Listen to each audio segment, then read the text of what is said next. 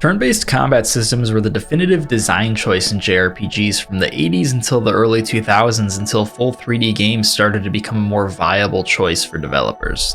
All 10 mainline Final Fantasy games that released up to the year 2001 were turn-based combat systems, slowly inching and evolving towards more action-oriented combat systems via the introduction of attack timing and ATB elements. This was ended by Final Fantasy X-2 releasing in the year 2003, which was the last time a mainline Final Fantasy game was mostly based around turn-based combat. As technology got better and full 3D games got a bit easier to make, you saw a lot of games make the switch to a more live experience. Final Fantasy XI being an MMO made for an easy transition into something new, followed by the release of Final Fantasy XII, which featured full action combat. Kingdom Hearts, releasing in 2002, was also one of the first of Square Enix, or Squaresoft at the time, RPGs focused fully around purely action combat, and thus things began to change. The 2000s were the beginning of seeing less and less turn-based games hit the shelf. They still had a place, but action combat was the beginning of new trends that would not be slowing down for the 2 decades that followed. That's not to say there are no franchises that held on and are still going strong today, the most notable one being Pokémon. Mainline Pokémon games have had turn-based combat since their inception, and in 2022 the game's sales could not be stronger. Even surrounded in controversy, Sword and Shield managed to still sell through 24 million copies. Pokémon's combat largely remains unchanged throughout the years, and even if it could benefit from making it a more time-based system, as time has gone on, turn-based seems to not die in their corner. Dragon Quest has also found continuous success in still being a turn-based game. Dragon Quest XI, which launched in 2017, was announced to have shipped over 6.5 million copies, including its re-release. Outside of Final Fantasy, Dragon Quest is one of Japan's most beloved franchises. Even today, it brings many new ideas to the table in its combat. It's also slated to have its 12th entry arriving soon, promising something different than what fans are used to. It's possible its switch to action combat might be incoming. Octopath Traveler saw Square Enix return to their early days by creating a hybrid art style they branded HD 2D. It featured classic Final Fantasy-esque gameplay and discovery, with a large part of its marketing revolving around the unique look it had, attempting to modernize an older art style. A game that immediately appealed to an older side of Final Fantasy's fanbase who wished for a return to the franchise's classic turn-based battle systems. Octopath Traveler went on to sell 2.5 million copies between its release on Nintendo Switch, followed by an eventual PC release. They have also decided to proceed with using this art style to rework other old games and of course create new ones. So why list 3 turn-based games that are still thriving somehow? Doesn't that negate the entire point? Turn-based games are always going to have a place in certain corners of the industry. They surely are not dead. It's a placement issue.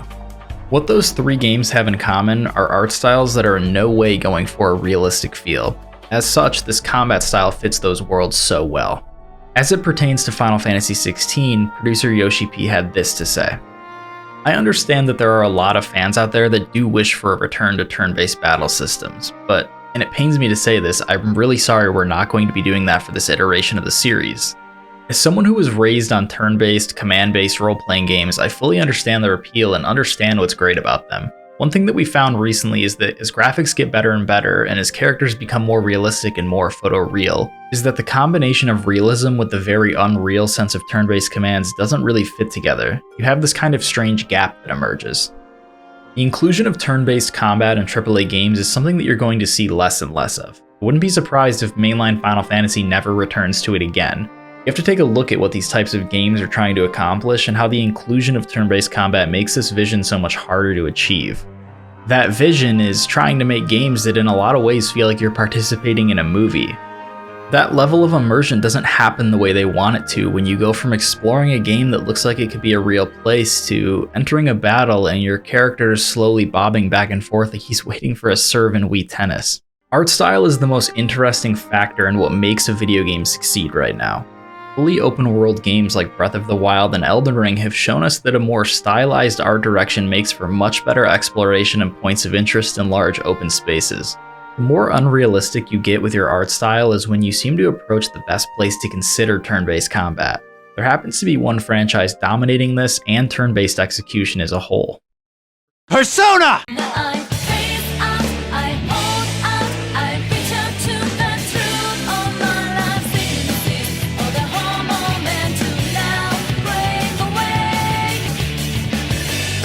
Persona is a long-running franchise. First entry came out in 1996 as a spin-off of Shin Megami Tensei. Persona has always had a great art style that really complements its location choice within various places in Japan. It's also in its current form the best version of turn-based combat available to modern audiences, which only got better with the release of Persona 5 Royal. Persona 5 isn't just stylized, it defines style. Everything from the environments, gameplay, and deep into the game's menus and presentation. As a franchise, it could be well suited for whatever combat style they want to try out, as they tested with Persona Strikers, but the melding of the stylish UI and menus overlaying the turn-based format is just an example of everything complementing everything. And a great example of a situation where turn-based combat fits a game better than action combat, even as it has progressed as a series. And for what it's worth to turn-based fans, it had the highest Metacritic score above all PS4 exclusive games last generation.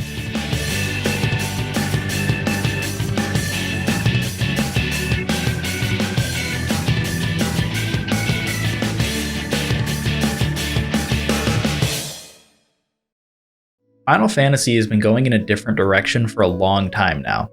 Final Fantasy XIII was the last time you really saw hints of the combat systems of old by really honing in on the ATB system.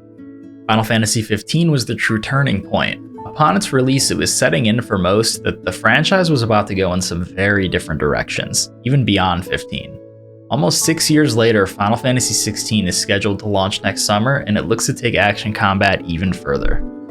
Being led by Ryota Suzuki, previously from Capcom, who worked on combat systems such as Dragons Dogma and most recently Devil May Cry 5. Devil May Cry 5 has a very complex and detailed combat system of which 16 looks to emulate in certain ways.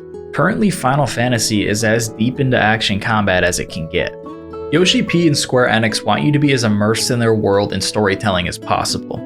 The reality of the situation is that turn-based combat would heavily detract from this for modern audiences. When making $150 to $200 million games, you cannot take gambles like that. Loading into combat scenarios over and over removes you from that immersion in an art style that is edging a more photorealistic style. Final Fantasy VII Remake, had it gone the route of retaining its old turn-based systems, would not have sold even close to its current sales numbers. When it launched in April of 2020, it set a franchise sales record, even surpassing that of 15. In August of 2020, it was announced that it had sold over 5 million copies, more than Persona 5 and Royal has sold in 5 years. It isn't at all a testament to either game's quality. It's very indicative of where current trends are and the path that Final Fantasy will continue to go down. The kids and teenagers that Square wants to try and include in these new games did not grow up on turn-based gaming, and more often than not, it wouldn't be as stimulating for those who are growing up on games like Final Fantasy XV, Kingdom Hearts, and hundreds of other action combat games that are coming out regularly. Turn-based combat will always have its place. There are amazing turn-based games coming out big and small every year. Take a look at what Tokyo RPG Factory's been up to. Persona 6 is being revealed soon, and games like Sea of Stars are inbound. It's not impossible that somewhere someone paves the way for turn-based to make sense in these more immersive experiences. It hasn't been done yet. But Final Fantasy might never go down this road again, and that's okay. Allow 16 to wow you in other ways.